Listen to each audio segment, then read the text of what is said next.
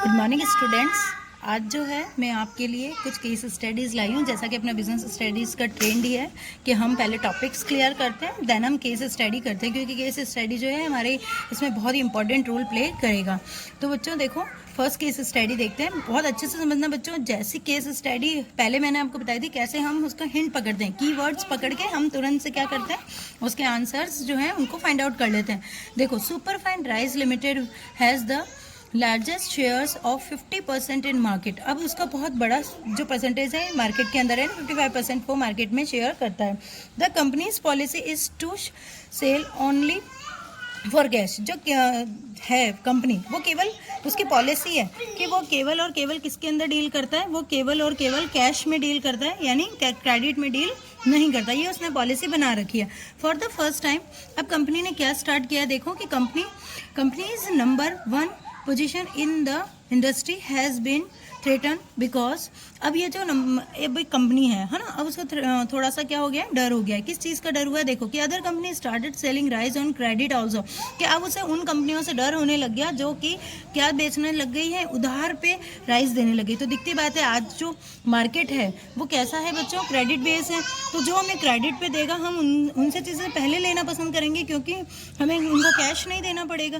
तो इस तरह से अब उसे क्या होने लग गया बच्चों, डर होने लग गया। But the manager of super fine rice limited continue to replay. अब उसने वो क्या कर रहा है, कंटिन्यूसली देख रहा है कि क्या देख रहा है कि on its previously tried and test successfully plan which can not be work, कि जो उन्होंने पहले जो ट्राई किया था वो प्लान जो है अब वो क्या नहीं हो रहे, रन नहीं हो पा रहे, वो इतने अच्छे से क्या नहीं हो पा रहे, जो आपके सक्सेस नहीं हो पा रहे। तो ऐसा क्यों हो रहा है, इसका कारण जो दे रखा है वो दे रखा है कि because the environment is not क्या स्टेटिक्स। जो पहले जो एनवायरनमेंट था वैसा अब एनवायरनमेंट नहीं रहा है।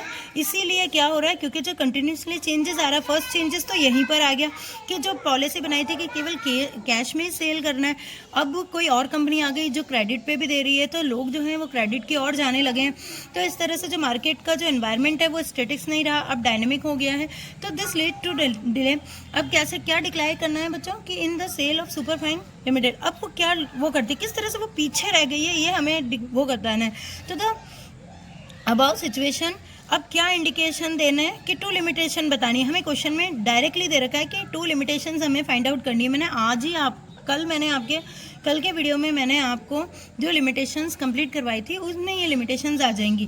फर्स्ट, कैसे पहचानोगे बच्चों, देखो कि पहले वो फर्स्ट पोजीशन पे थी, अब वो उसके वर्कर्स काम नहीं कर रहे, लेकिन वो उसी पे चल रही है कि जो प्रीवियस मैंने स्ट्रेटेजी बनाई उसी पे मैं आगे वर्क करूं। तो ये कहता है कि प्लानिंग की सबसे इंपॉर्टेंट चीज़ नज़र आती है कि planning does not guarantee success. की प्लानिंग कभी सक्सेस की गारंटी नहीं देती है कि जब पहले आप सक्सेस आपको मिल रही थी तो अब आपको आगे भी कभी सक्सेस मिलेगी, ऐसा नहीं होगा, क्योंकि प्लानिंग जो है वो सक्सेस की गारंटी नहीं देती।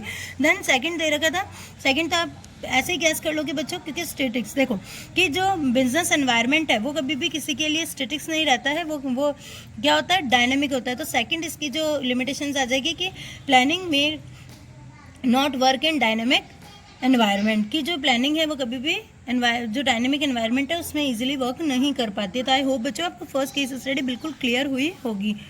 नाउ सेकंड एक बार, तो आई होप बच्चों आपने ये केस स्टडी जो है उसे पढ़ लिया होगा। देखें बच्चों, केस स्टडी क्या कहती है कि alpha limited has plan increase profit by 20%, कि अल्फा लिमिटेड जो है उसने ये प्लान किया है कि वो अपने प्रॉफिट में 20% जो है वो इंक्रीज करेगी।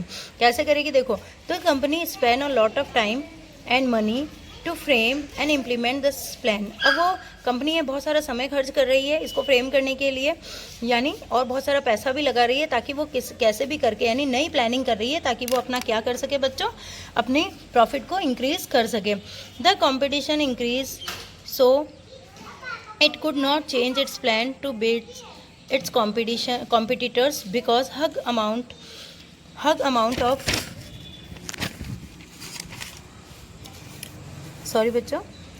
hug amount of money is already spent. The plan failed and company suffered hug loss. अब देखिए क्या हुआ बच्चों कि कंपनी प्लान बनाने में इतना टाइम खर्च कर चुकी है, इतने पैसे लगा चुकी है कि उसे उसका जो पैसे हैं वो खर्च हो चुके हैं। यानी ज़्यादा हमने एक्सपेंडिचर ज़्यादा कर देंगे तो हमें प्रॉफिट हो ही नहीं पाएंगे, और जो प्रॉफिट होगा वो किसके बराबर होगा, एक्सपेंडिचर के बराबर ही, या फिर यूँ कह सकते हैं जो हमारी सेविंग है उसके इक्वल ही हो रहा है। तो हमें कोई प्रॉफिट नहीं हो रहा बच्चों यहाँ पे। तो ये क्या बोल रहा है कि कंपनी जो है अपने टारगेट्स में क्या हो गई है, फेल हो गई है, यानी प्लानिंग में फेल हो गई। तो हमें 2 लिमिटेशन बतानी है। तो इससे रिलेटेड क्या लिमिटेशंस होंगी? फर्स्ट तो है कि प्लानिंग इन्वॉल्व हग कॉस्ट, क्योंकि बहुत ज़्यादा इन्वॉल्व कर लिए कॉस्ट को, और planning is time consuming and planning may not work in dynamic environment. तो आई होप बच्चों आपको तीनों पॉइंट समझ में आएंगे, क्योंकि बहुत क्लियरली ही इस केस स्टडी में हमें एक्सप्लेन कर रखा था कि कैसे हमें इसको सॉल्व करना है। तो आई होप बच्चों ये दोनों केस स्टडी आपको क्लियर होगी, और आप इसे अपने नोटबुक में ज़रूर नोट कर लेना बच्चों। इंपॉर्टेंट रहती हैं केस स्टडी हमारे एग्जाम में पॉइंट ऑफ व्यू से।